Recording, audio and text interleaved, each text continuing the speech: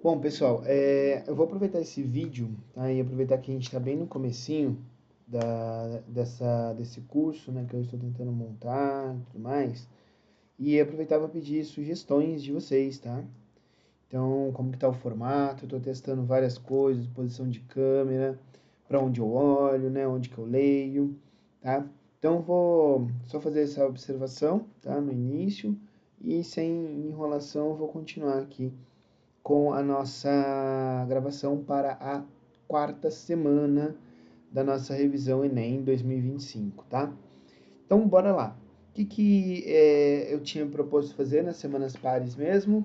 Nas semanas pares, eu vou comentar sobre o nível de dificuldade de cada uma dessas questões, de acordo com o INEP, e também falar sobre o índice de acerto, tá?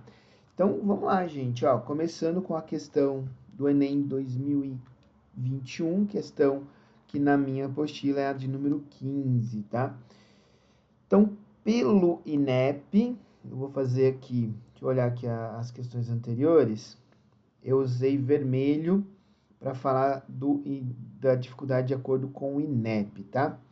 Então, pelo INEP, a questão número 15 é uma questão média, e o índice de acerto foi de 21%.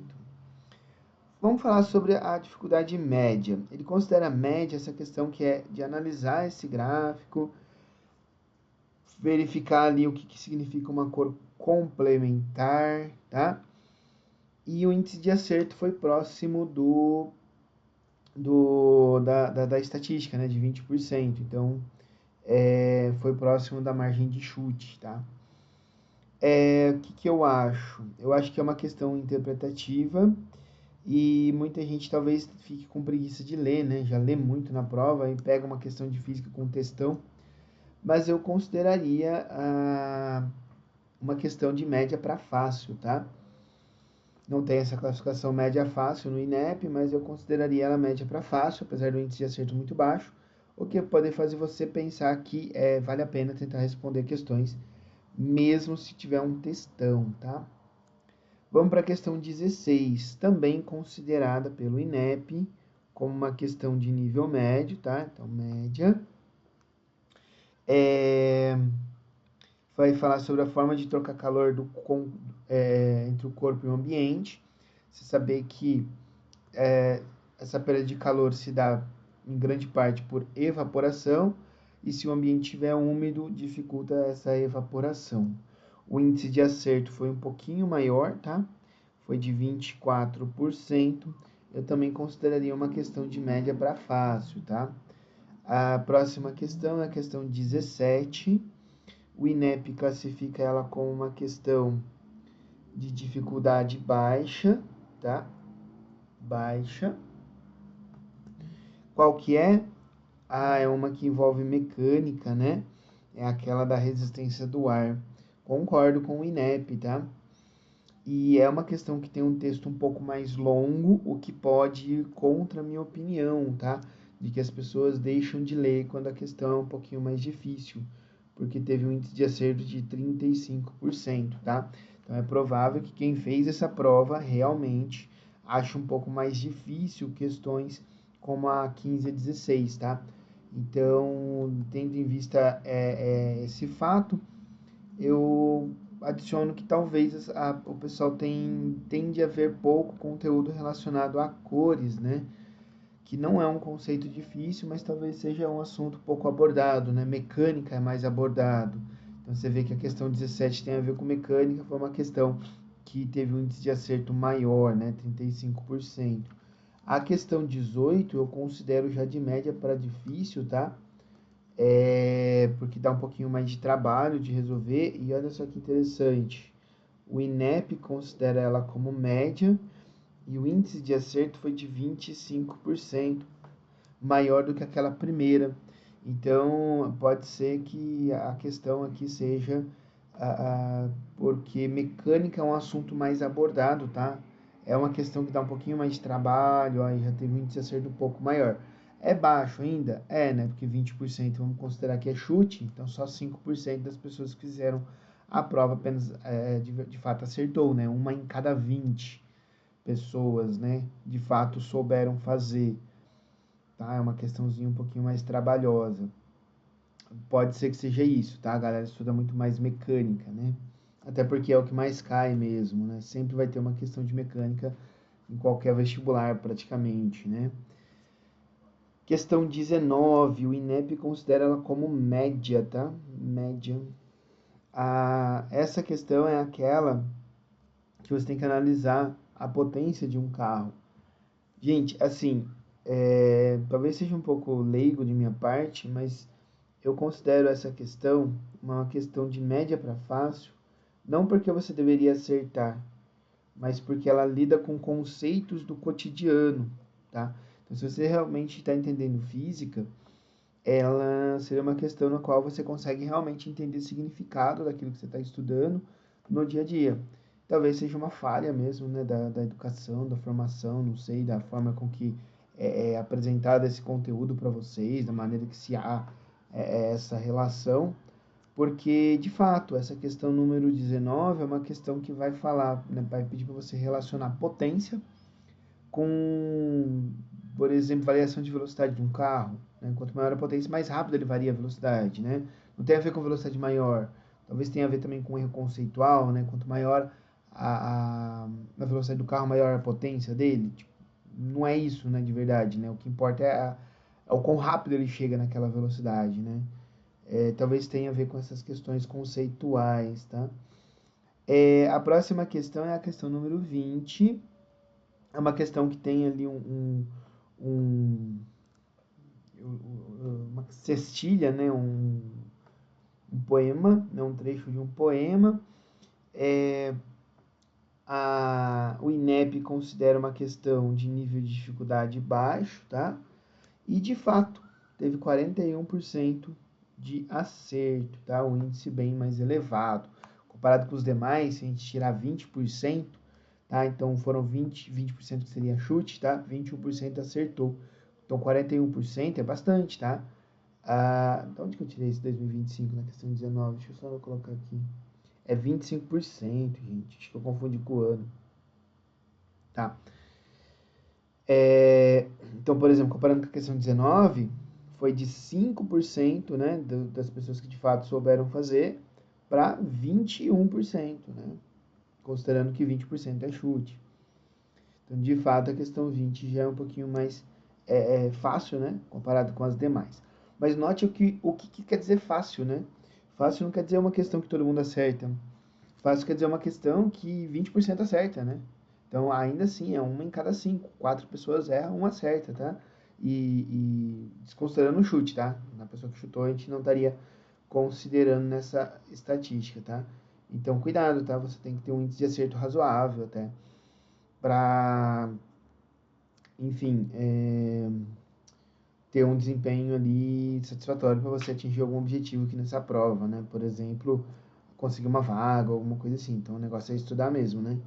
A questão 21, gente, questão 21 é um assunto que vocês, né, que grande parte das pessoas deve ter visto no ensino fundamental, no ensino médio, em geografia, na disciplina de ciências, lá do fundamental, em física no primeiro ano, tá? Então, provavelmente é um assunto que foi visto e revisto.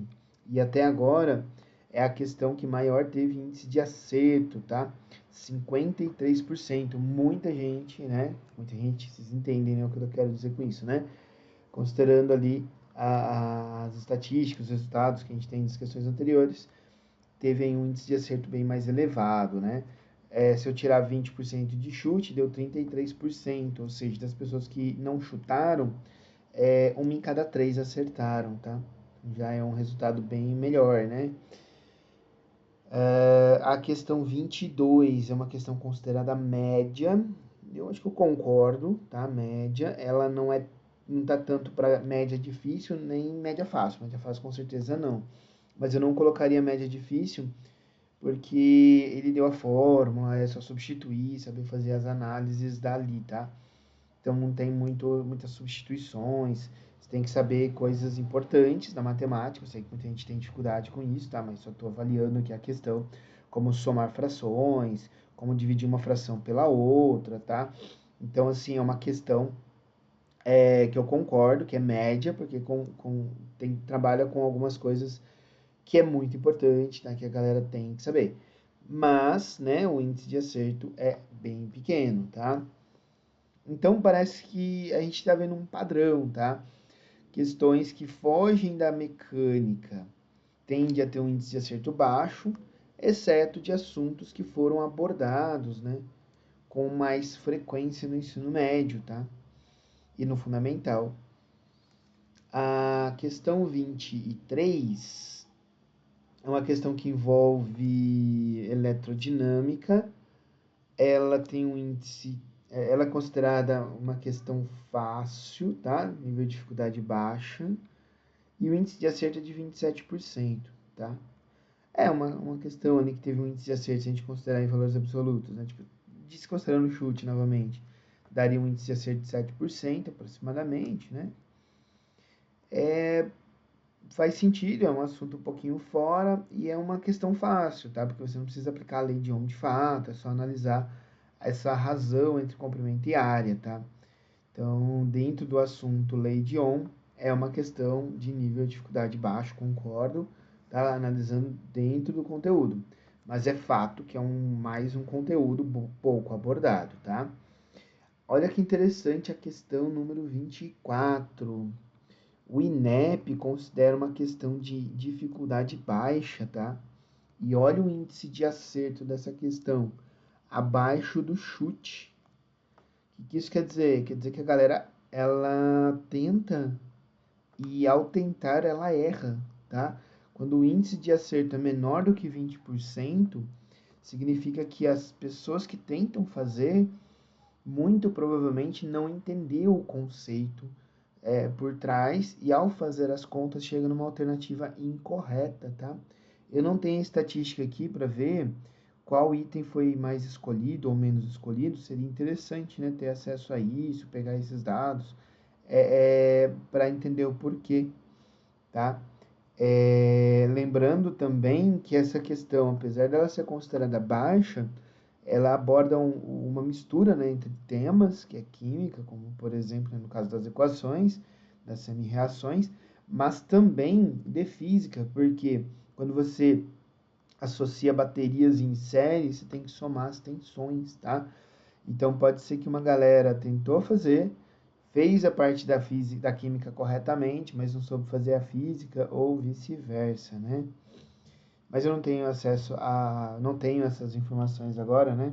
Acesso a gente tem porque está liberado, né, no site do INEP, como que foi o desempenho das pessoas, né, por questão. A questão 25, curiosamente, gente, até parece que eu estou olhando a questão errada, porque não é possível. Porque, curiosamente, o INEP coloca a questão 25 como uma questão de nível de dificuldade elevada. Galera, eu não acho essa questão com nível elevado, não. Eu considero uma questão com nível de dificuldade baixa, tá? Uma questão fácil, tá?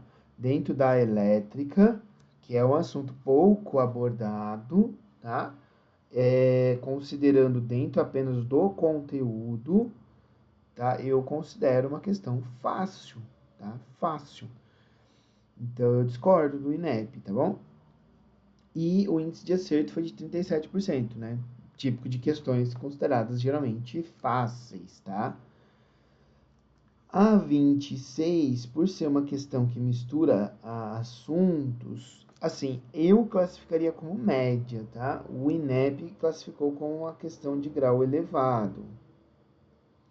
Eu classificaria como médio, por quê? Porque não tem que fazer conta, ele não pediu as tensões, né? É só fazer o desenho, tá? Que normalmente é uma base para você conseguir resolver problemas, tá? Porém, o índice de acerto é baixo, maior que aquelas de 21, 22, 23%, mas ainda assim é baixo, né? Próximo de 20, né? Podemos dizer. Mas dentro do conteúdo de elétrica, dentro ali do conteúdo de química, de pilhas, eu consideraria uma questão fácil. Só que teve essa questão aqui da polaridade, né, invertida, o que pode ter pego algumas pessoas, tá? Então, tirando este pequeno detalhe, eu acho que eu não tenho mais nada a dizer, na verdade. Esse detalhe aqui do desenho, né? Apesar de ter essa possível confusão aqui, eu acho que eu mantenho ainda como uma questão que eu consideraria como fácil, tá? Dentro do conteúdo de elétrica, tá? 27. A 27. Ó, antes de olhar no Enem, não vi não, tá? Que eu tô tampando. Eu consideraria uma questão fácil, tá? De nível de dificuldade baixo. Porém, eu sei que é um assunto pouco abordado, tá? Então, pensando no público que faz o Enem, eu mudaria de questão de nível de dificuldade fácil para média, tá? Vamos ver se o INEP concorda comigo. Média, tá? Apesar do conteúdo ser um conteúdo mais básico dentro da elétrica, eu mudaria para média, por quê? Porque muita gente confunde unidades como quilowatt-hora, tá? A gente no dia a dia até fala errado, né? Fala quilowatt por hora, não é por, tá? Porque você não pode dividir aqui por hora, tá errado isso, e errado mesmo, tá? Não é uma questão coloquial, que você está usando num contexto diferente, não tá errado mesmo, tá? Não, falou quilowatt por hora, tá errado. E isso pode trazer problema na hora de resolver problemas como esse, tá? Tem a questão da mudança de unidade, né? Então, que pode pegar ali algumas pessoas. Por trabalhar com quilowatt-hora, as pessoas não sabem que isso é uma forma de potência. Perdão, que você tem que trabalhar com potência, mas isso aqui é uma forma de energia. Então, assim, por misturar duas fórmulas, tensão vezes corrente, energia pelo tempo, né? Que são duas maneiras de expressar a potência, e por trabalhar com uma unidade que sai, né, do sistema internacional, eu diria que essas seriam coisas que contribuiriam para reduzir o índice de acerto, beleza, gente? Olha, 28, eu confesso que eu tenho um pouco de dificuldade de ajudar a resolver questões assim, quando eu não estou assim, na cara a cara, tá? Porque esse tipo de questão é um assunto, né? É um tipo de questão que aborda um assunto pouquíssimo falado, pouquíssimo ensinado no ensino médio. Pelo mesmo argumento da questão anterior, eu classificaria essa questão como média, embora seja uma questão muito introdutória de eletromagnetismo, de forças em cargas magnéticas. Eu consideraria uma questão de nível de dificuldade baixa, mas eu mudaria para média por conta disso, tá? Mas o INEP falou que é baixa, tá? E o índice de acerto eu já espero que seja muito baixo, tá? E aí, se você olhar, aqui, ó, é a menor de todas deste ano, tá? Não, minto. Só perde para 24. Qual que era 24 mesmo? Só a 24 teve um índice de acerto menor, tá? Só a 24. Então, a 24 e a 28 foram as piores, tá? Essa daqui, gente, não é difícil depois que você entende como que usa a regrinha da mão esquerda, tá? Mas eu acho muito difícil explicar, porque eu não sei como vocês aprenderam, não sei se vocês aprenderam, se vocês viram isso ou não. Aí, como tem um monte de maneira de explicar, se eu explicar todas essas maneiras, vai te confundir mais do que te ajudar. Então, assim, isso é um tipo de assunto que eu acho que eu conseguiria resolver se eu tivesse um público que eu conhecesse esse público e eu explicasse daquele jeito para aquele público, sabe? Porque, inclusive, eu recomendo que se você for estudar isso, forças magnéticas em carga, procure poucas fontes diferentes, tá? Pega um livro só, estuda pelo livro, pega um professor só de física e veja só o que ele tem para dizer. Não fica procurando esse conteúdo em vários outros lugares, não, tá? Porque tende a piorar, porque cada um vai explicar de um jeito, tá? Se você achou um que explica legal, fica com ele e já era, tá? Não tenta se aprofundar buscando outro professor, não, tá? Porque vai piorar, vai piorar. Então, procura na web, vê alguém que explica isso legalzinho, porque eu não tenho vídeo explicando isso, tá? E fica com essa pessoa, tá bom? Tipo, com essa explicação.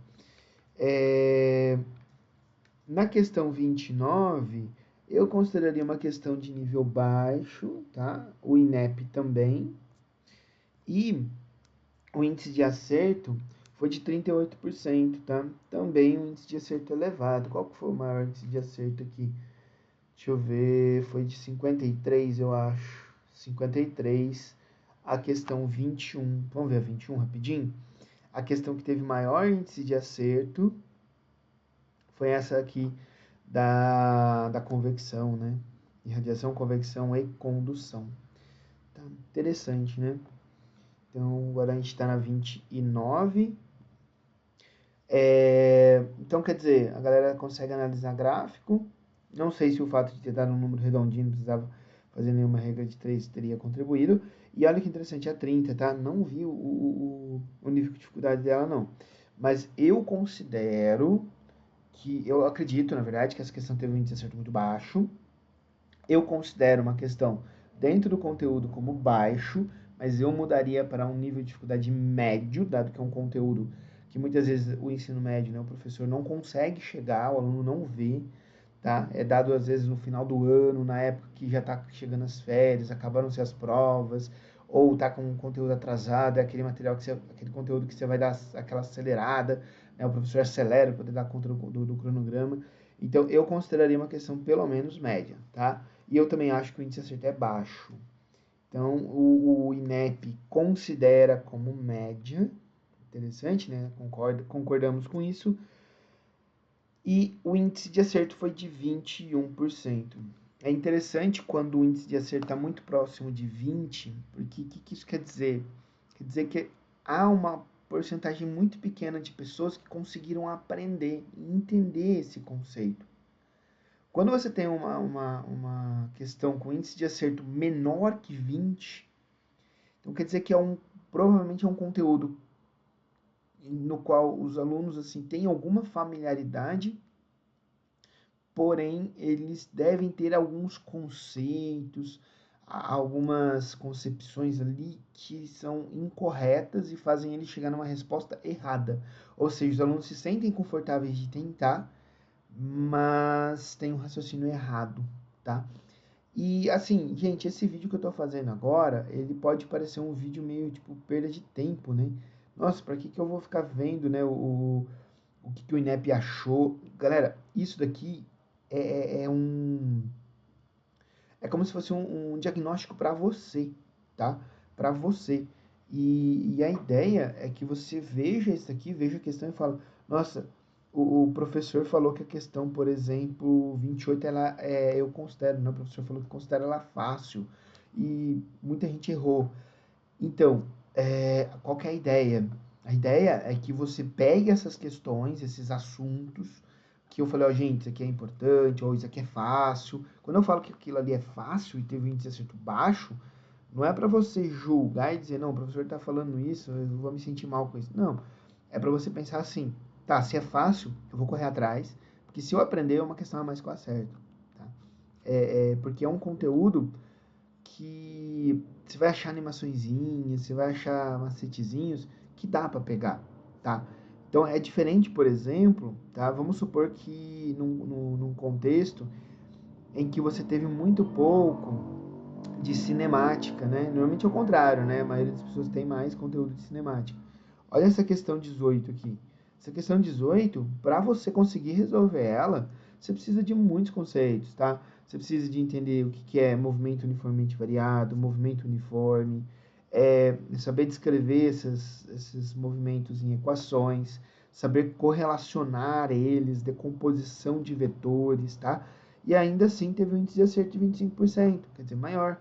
Então, quando eu falo que uma questão ela tem um conteúdo que é fácil, é nesse sentido, tá? Você consegue aprender o que você precisa num tempo relativamente curto, tá? Não tem conteúdos que são pré-requisitos, tá? Então, pensa nisso com carinho, tá? Então, quando eu falo que uma questão ela tem nível de dificuldade, na minha concepção, baixa, e o INEP considera como baixo, quer dizer que o Enem está cobrando um conteúdo com um nível mais baixo daquele assunto. Você pode não ter tido acesso, por isso que você vai errar, tudo bem.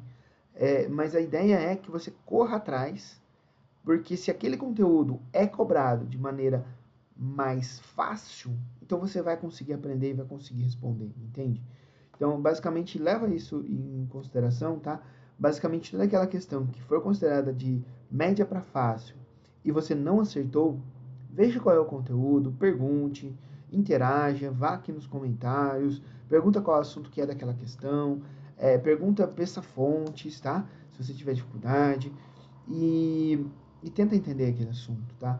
Porque, por exemplo, a primeira questão aqui, eu consideraria a questão número 15 como uma questão fácil, tá? Muito fácil, de verdade.